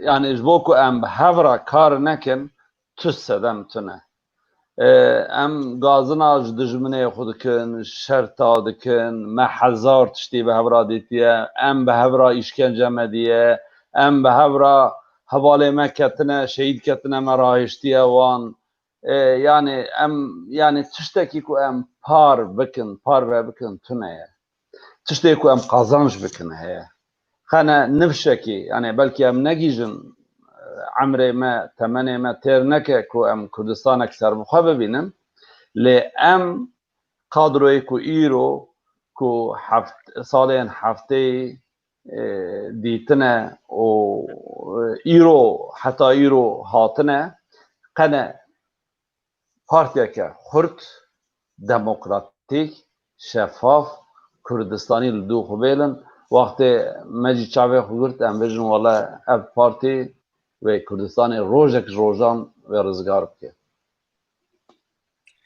باشه یک ممتاز سپاس بو او دیتن و فکرته نها ده نقطه کی ده ام دگین هف بشتارین و جبینه تاني كثير اتشتك بيجن طبعا ام تاني نينن بيجن بوتنسيالك مازن يا پداكيج يعني اوجوك مناقت يعني بيجن يعني يكو جملة خواه إشلكي خواه تنك لحمية نكا غير لحمية غاكرية إشلكي تنك چيه يا بيجا والله غير بارتيك إسلامي به يعني الجور شريعتي بمشن يا جي بيجا غير بارتيك لنينيست ستالينيست دينن أو إشلك جي المناي يعني بيجا إشلكي كيكو يعني جملة كيكو قميصكو لما حمية ورا ام دينن و ابي كدو خو وردا دبينن ام حمو كارم ورم باهبدو وقت ام ويا بحث بين درواي ما هر سي بارتيا جي جلك كردن ولات باريز بيجن كو ببارتي ديمقراطي كردستان را کار کرنه بكوكيرا کار کرنه بكوارا کار کرنه بتكوشين را کار کرنه برزگاري آلا رزگاري را کار کرنه یا جي قد کار نکرنه نفشكينونه قد سیاست جی نکردن ببیجن یا جی کرد پرورن حتی آنها روشن یارن هلوستان آنینه جی حمیه هست باش کک ممتاز سپاس جبوی اواد نها گلک پر سنه لی وقت آمجی هرگی داره ببین کم دبه پرسکی رزدار قطبتین یلدز هبو دگو هون یکیتیا خو پیک بینن اوی اوروپی جی پشگیریه بدوه نها ام اوی دبینن بسالای ام ببین روژاوای کردستانه هر کس دگو ام ببین اون تمثیلدارین پارتی منانه ام ببین اف پارتی منانه بسالای دبیجن انا کسه و پیاده برای یک با گیهان نقطه کی نه اگر ام ایرو گلیو گازنجا دکن دبین دوار دیپلماسیه ده دوار کاروبارین لدر و مشاندنه ده ام لوازن مروف کانه ام ببین جبر دست پی بکه بکارین معقول بکارین اوی بکه لی او تشتین هون دبین بگمان او پروبلما پارتیین سیاسینه و اون هر سیجی دوی واریده اون خدی بین دیتنین ارینین بهویا کو هم ببین ام قاربن جوی انجام اکی بس از خوازم tura talî ye pirsê xwe talî ji we bipirsin. Keksidar tu dibe yekîtiya Ewropa bi vî şiklî bimeşe û em bibên wexta Fransa di mesela piştgiriya Kurda de bi israr be gelo ew ê encamekî din derkeve ortê yani em bibên qasî ku em bibên raya giştî em bibên ya Almana ya dewletên Ewropî ya din em gişt dişopînin di wir de piştgiriyekî pir xurt li hemberî Kurdahayî. Tu dibê ew ê rewş ber bi kîjan alî biçe kerema xwe dikaribe dîtinê xwe bêje? Belê spas. Niha rewş eger Fransa wisa subê du subê em bibêjin yani tekîla Fransê gel rejîma Baasê jî heye, rejîma Beşar Esed û tekîla Fransê gel Kurdan jî heye. Bes daviyê de kîjan ser dikeve bi rastî gor rewşa Sîriye. Niha tiştekî yani ez wek kemasî dibînim yani wek Bakurê Sûriyê tê hesabkirin, tê navkirin mira tirş tê kekê mira bi rastî yani wê derê Kurd heye, Kurdan bedelekî tevayî bedelekî mezin de heye û ji bo yekîtiya Sûriyê, ji bo Bakurê Sûriyê yani şiarê wanan usanın ew ji mira tirş tê. Çi ye? Yani eger tu dixwazî wê derê ha otonomî be, ha federalî be yani bi navê xwe tu gerek lêkî, bi navê xwe bêjî. Yani eger bi navê te nebe ew neyê te ne. Ez te rawî bêjim yani. Va vekiriye. Yani berwekî Bakurê Sûriyê, Bakurê Türkiye, nizanim Bakurê Iraqê, Rojhilata İranê yani ew term êdî nav siyasetê Kurdan da gerek ji holê rabe. Ha Fransa berjevendiyê xwe dîsa diparêze. Yani subê ew mesela Libyayê ve aliyê da Aslendekî mezine, Aslengekî mezine. Mesela Libyayê çawas yani pêvendiya Fransê û ew General Hafter baş e, alîkariya wî dikin. Girêdayê ew e, girêdayê Esad e, Serokwezîrê Fransê, Wezîrê Derve Fransê dihû nepêr Baxdayê bû, dihû çû Hewlêrê, gel wanan cîviyan. Yani ez dibim Kurd ji Sûriye ne wek ne siyasetekî dîsa hevbeş, stratejîkî hevbeş gerek bidin berxwe wisa bifikirin ne ji bo parastina yekîtiya Sûriye a tiştek wisa gerek nebe. Ji bo doza Kurdên Sûriye kar bike ew aliyê da yani vallahi hatta êsta me gel Fransa cîvinek çê nekiriye. Yani ew kesên ku gel wanan çê dikin ew wanan dizanin ew çawa diçe. Gor wî dimeşe.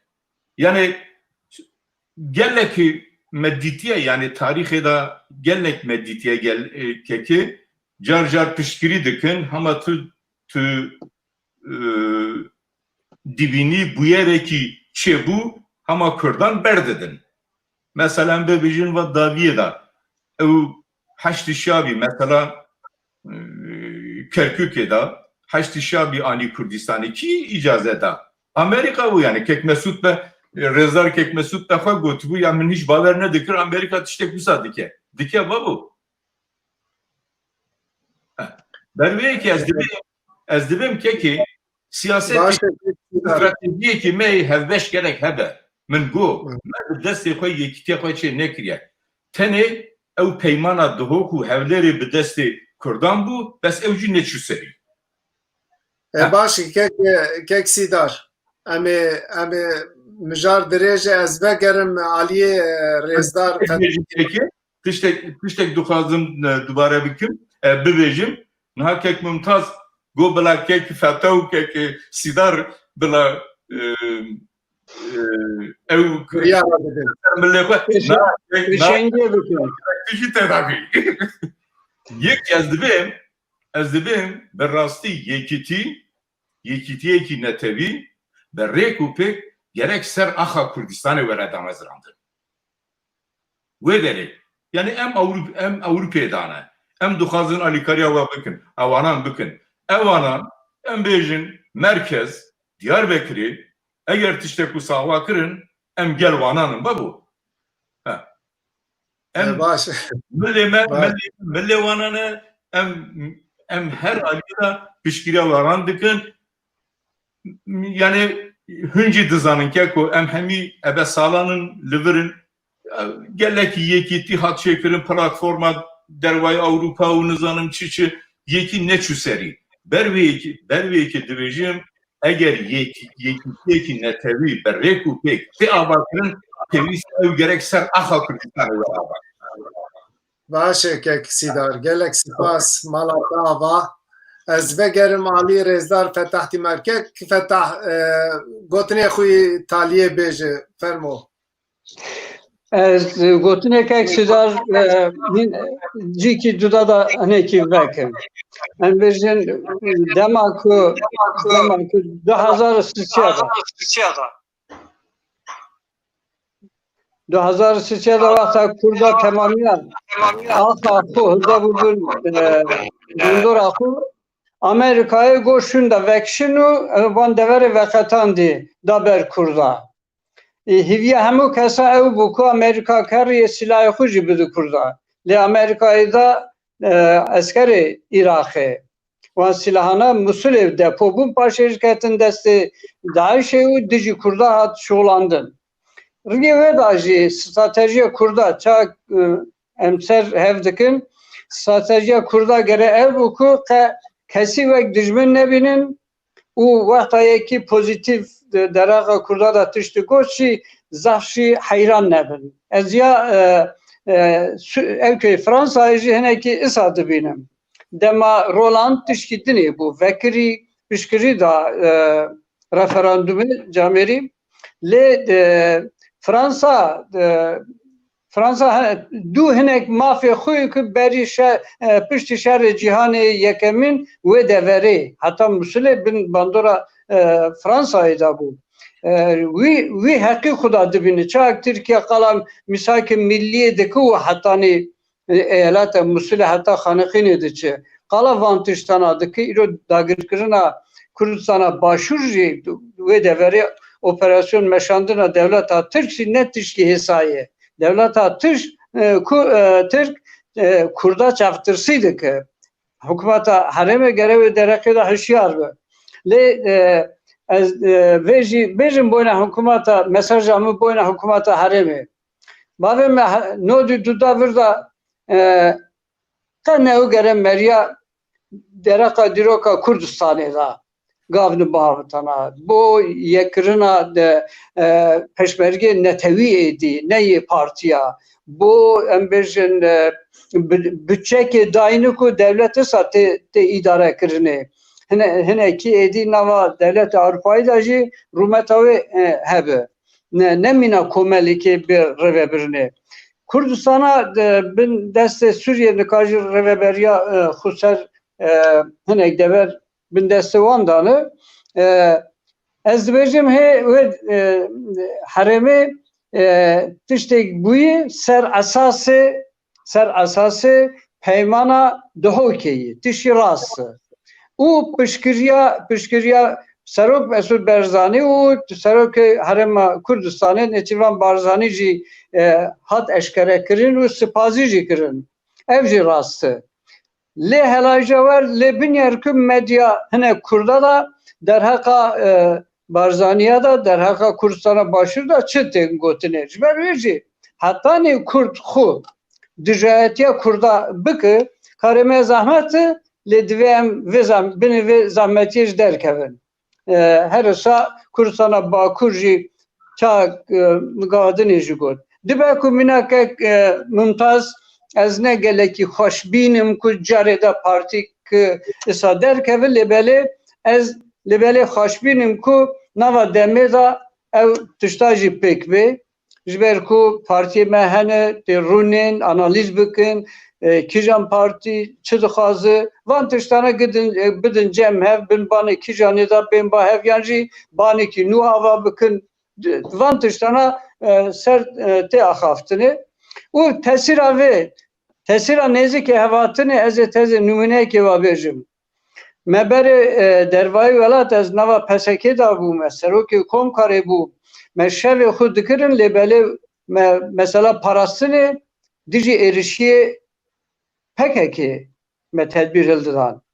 Lê wexta nod û sisiya da peymanek navbera her du partiya da pêk hat ser 11 xala hev kirin hûn bawer bikin wê salê bê zehmet qet salonekî Komkarê Newroza da qet salonekî Komkarê têra mêvanan nekir. Gelek mêvan şûn da çûn. Çima dibêjim?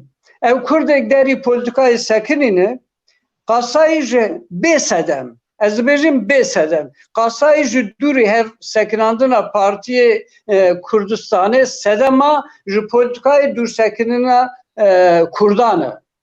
Ku Kurd nêzîkî hev bên Kurdê normal, otonormal ew jî partiya xwedî derkevin. Ez wekî ji kara serkeftinê dixwazim te pîroz dikim. Tu gelekî baş rê dibî. gelek Gelek spas. spas kek fetah serkeftin ya me hemûyayê ez vegerim Aliyê Rêzdar Mumtaz Aydin. Fermo kek Mumtaz tu kanî gotinê xwe taliyê bêjî. سپاس کاک سیراج لی از گوتنی خو از بلا ولا بکم جبرکو مدگو قبل که هم سترکتورک مناقشه بکن هن پرسادا شو وقت فکری خو نگو لیبیا بندا پرسابم لی یک جاره ده یکیتیا هیزن کردستانی باکور در کت روژه به هیجان بونده مک داخواز کورایی دلی میه و خدا در البرده که شکریت شتک نفسان اصدی صد پیرامه yani nübüs derbas bu muhend Şükrü Demir yadım kek fetha basat tişteki kirku bejin vakti em hez verin bayabdu yani millet yani bejin kesin ku bejin ne havalin partiyane ji ve ev bibe biyamın dıvırda از نه به پارتی و به پارتی کسین کو کدو خباتوان دوی ریدا در باس بیه بر پرسیاری یا حمیایه ایرو به امصد حب کو ایرو از آنم به هزارا کردین کو امک دانه ده 700 رو زیانه برچیمانه ببیجن مرنی راحتی روبرو لأوروپا هنه الولات هنه کل مالی خونه اف بین صد حب رابن به هورا اوک چیکن من مجبور بکن ببیجن چما وناین باید ورم تبرم باید بدو هر کس بگل علی خدا انسیاتیف دیره دمکو ام هر کس علی خدا ام انسیاتیف بگرن امل داره که ببینه به ام نه خاطر ام لابدو بقلبن جبروی yani ام بعصا گلک تشتات کن لی تشت تین در باست بن تتنبی تتنی سیرد کی انا روجاوا ام دبیجم ام تمنیه خود دبیجم ام دبن یا واکر ام دبن طرف و نزانم چه ام باشور دبن نزانم و یکیتی و هاکر کرکوکی و هابو ام وانت تبدیلن عالیه کی لباکور اگر ام یکیتی خواه پیک بینن ام هیزک خورد بن ام کارن باندور خو گوتنین مل و باشور جی در باس بن و روژاوا جی در باس بن روژا کو ایریشک هات باشور اگر ام درکبن پیشیا تانکا دما کو روژاوا و ام کاربن او حزب ما راهب ام درکبن کچا و چاخه و هر کسی ول مگوداری بکن ایجاج بروی ام شونا کو tabii dürsozyamete yani bejin em daxwaziya xwe dibêjin lê tiştê em bi xwe bikin heye em bi wî rabin ya herî bi xêr ev e ev yek ez behsa Aya Sofyayê jî bikim divê navê em got ku ez ê bê strûktür peyvim qusura min henêrin mesela Aya Sofyayê esasê xwe Tirkiye yani gelek yani bêjin ji ber ku hatiye derekê mesela ku Rojava û Başûr Tirkiye pir ditirsêne. Heger tabii bêşansiya me İran jî ketiye pêsîra hemû dunyayê. Heger İran ne divê rewşê da bûna Tirkiye nikar bu qasrihet bilöf jî bike. Yani belki Rojava yani bêjin welatên Rojavayê Ewropayê û Amerîka bêhtir kar bû Tirkiye bi awayekê bide sekinandin ya jî bêjin pê bide qebûlkirin. Lê ji ber ku İran xeterek gelek mezin e Tirkiye hem bi Îranê bikartîne hem Rûsyayê bikartîne û aliyê din jî Kurd em neserhevin yani bêjin em bi xwe jî yani ne li Rojava ne li Başûr. Ev fırsatek wavê çend sal şûnde were kî garantî kare bide ku bêje 5 sal 7 sal şûnde wê were. Ji ber wî yani em îro yani em hemû tiştê ku karin bikin tiştê ku li ber me ye em evê xwe bikin wê çaxê em piştgiriya yê din jî bikin. Mesela evê jî Aya Sofya yani bên ana millet behs ke li 2005 da hê iqtidara yekemîn ya Erdogan da mehkeme vekirin gotin birav kir camî. Mehkeme karar da got birav ve camî. Çû Daniştayê vegeriye. 2016 dîsa mehkeme hat vekirin. 2 sal dom kir 2018 de ew bû. Lê niha çima dîsa hat rojevê ji bo ku Türkiye sibê roj kare li hember mesela Kurdî Kurdistanê bêje yani bêjin tiştê ku min Başûr û Rojava dikin dengê xwe nekin ez ji Lîbyayê vedikişim. Aya Sofya dîsa bira min zebe. Wê hê di sê tiştê dinê re jî wê ew bike bi wê awayî qerta destê xwe da zêde dike. Yani divê em ê vegerînin halê wî yê berê. Halê wî yê berê çi ye? Halê wî yê camî 380 sal e. Lê halê wî yê kilîse 920 sal e. Yani bêjin 530 hefta da çêbiye heta bêjin İstanbul hatiye îşgalkirin 1453 her kilîse biye. Carna yê Ortodoksa biye, çend sed sal jî evê Katolîka biye, dîsa biye Ortodoksa û yani bêjin piştî ku İstanbul hatiye îşgalkirin biye camî ew jî hemû tevê 380 sal e. Eger em vegerîne halê wî yê berê yê ku ava kirine bi çi awayî kirine bira vegerîne wî halê. Lê ne mesele ew e. Carna hin welat hin dewlet kevin rewşeke nestabil zorê tê li wan polîtika xwe ya hindir û derve li hember hevdû bikartînin. Welatên ku bi îstikrarin li ser xwe ne û bibêjin xwe bawerin tip carî polîtika hindir û derve tevî hevdû nakin. Tirkiye niha ji ber ku ketiye tengasiyê hemû qeta bi hev rakartîne. û yani em çiqas bêhêz bin sibê roj karin hin fırsatê ku îro em nikarin texmîn bikin derkeve pêşiya min. û silav ji we hemiya ra spas bername xweş vê sohbeta xweş. Gelek spas kek mimtaz mala te ava bi rastî me îro bername berhemdar fermo keksîdar. Niha kek mimtaz axaftina xwe da ve daviye eger tu nebî tu tenê seyir dikî. Rast e em yani tu likî dibî, tu gerek ser erdê xwe hebî. Ana em bibêjin partiyên başûr a ê Rojava rêxistinên Rojava eger ser erdê xwe tu nebe bi rastî kes qîmet neda wanan. Kes wanan hesap nake. Kekisi derdiya mijarekî Kurtayı dibêjim yani partiyên eger yekî ziman nasname doza millî xwe ra kiriye armanj gerek pêwîst e ser xwe welat yekîtiya xwe bikarbînin.